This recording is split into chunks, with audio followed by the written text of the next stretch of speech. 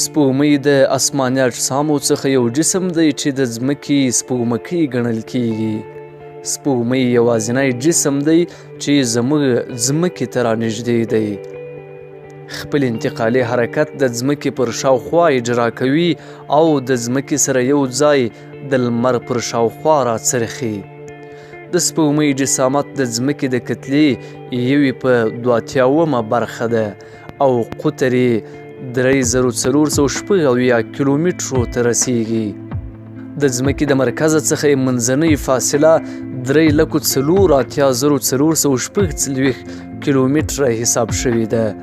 د ځمکې پر شاوخوا یې مدار بیضوي دی او ځمکه د هغې د محراقو څخه په یو محراق کې واقع ده.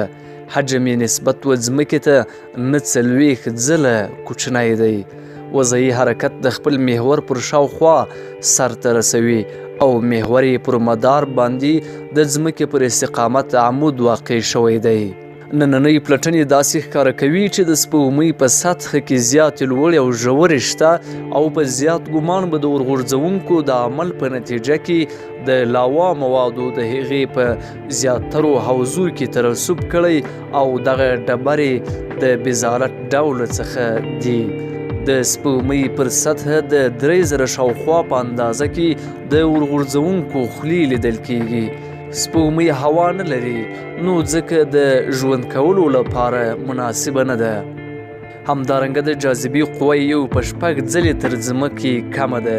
د سپوږمۍ د سطحې تودوخه د ورځې لخوا 120 درجې د سانتیګریډ او د شپې لخوا 210 درجو د سانتیګریډ ته راښکته کیږي.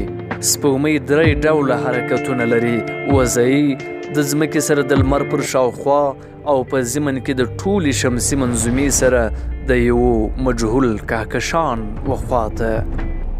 د داسې او نورو جالبو ویډیوګانو د لیدلو لپاره زموږ پاڼه در سره خوښه کړئ. سپیس انفارمیشن د فضایي معلوماتو کره او باوري سرچینه.